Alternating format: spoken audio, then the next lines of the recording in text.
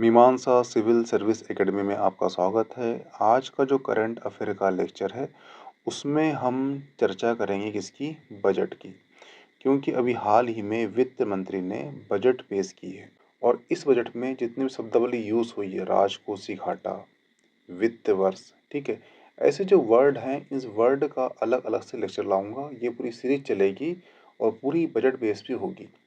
हर एक शब्द का अपने आप में एक विश्लेषण होगा, उसका एनालिसिस होगा, ठीक है?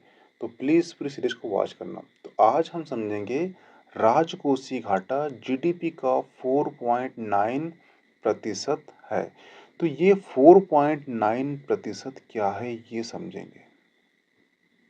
क्योंकि हर एग्ज़ाम में ये पूछता है कि इस साल राजकोषीय घाटा कितना रखा गया है, तो आपको ये क्लियर होना चाहिए कि राजकोषीय घाटा जो जीडीपी का होता है, ये क्या होता है, ठीक है?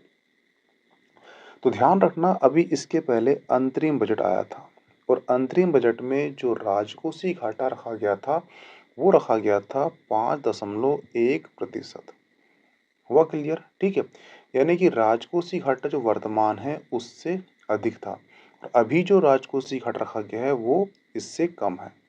यानी यहाँ पर घाटा कम हो रहा है और जब भी आपका घाटा कम होगा, तो जो चीज़ें होती है, वो आपके नियंत्रण, आपके कंट्रोल में होती है, ठीक है? इसके बाद जो वित्त मंत्री है, उनने इंश्योर किया है कि जो अगला वित्त वर्ष होगा और उसमें जो बजट पेश किया जाएगा, उस बजट में जो राजकोषीय घाटा होगा और जीडीपी का कितना होगा, वो 4.5% होगा। यानी कि आज 4.9% है, इसके बाद जो होगा वो 4.5% होगा। यानी कि यहाँ पर क्या हो गया, घाटा कम हो जाएगा। ऐसे ही घाटा कम होते-होते क्या हो जाएगा, एक दिन हमारी इनकम भी ₹100 होगी और हमारा व्यय भी ₹100 होगा। आज इनकम जो है हमारी, मान लो 95 है, तो हमारा व्यय जो है ₹100 है। इसमें जो ₹5 है, ये हम ऋण ले रहे हैं और जिस देश से या जिस संस्था से हम ऋण लेते हैं, उसके ऋण तले हम दबे रहते हैं। हुआ क्लियर? तो अगर हमारा इनकम और हमारा व्यय इक्वल हो जाएगा, तो हम किसी भी संस्था या किसी भी देश के जो ऋण तले दबे नहीं रहेंगे। हुआ क्लियर? ठीक है? इतनी बात तो क्लियर हो गई आपको। अब समझते हैं कि 4.9 क्या है। अब देख लीजिए इसको, 4.9% क्या है?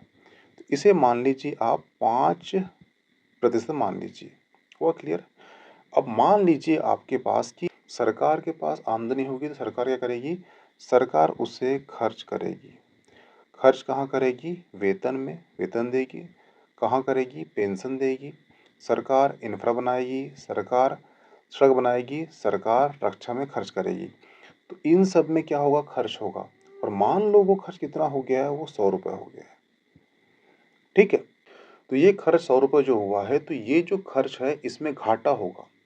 घाटा कितना का होगा? वो होगा ₹5 का और इसी घाटे को बोला गया है राजकोषीय घाटा। हुआ क्लियर? ठीक है? तो ये जो घाटा है, ये कहाँ से लिया जाएगा? ये घाटा किसी भी संस्था या किसी भी देश से उधार लिया जाएगा, ये घाटा की पूर्ति करने के लिए।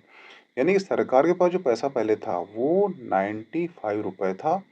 सरकार ने ₹5 उधार ली, वो हो गया ₹100 और उसने योजना में, रक्षा में, पेंशन में, सड़क में, इंफ्रा में, इन सब में खर्च करी। ठीक है? तो ये था राजकोषीय घाटा जीडीपी का 4.9%। आई होप कि आपको ये क्लियर हो चुका होगा। ठीक है? मिलते हैं नेक्स्ट इकोनॉमी की शब्दावली में। Okay, thanks.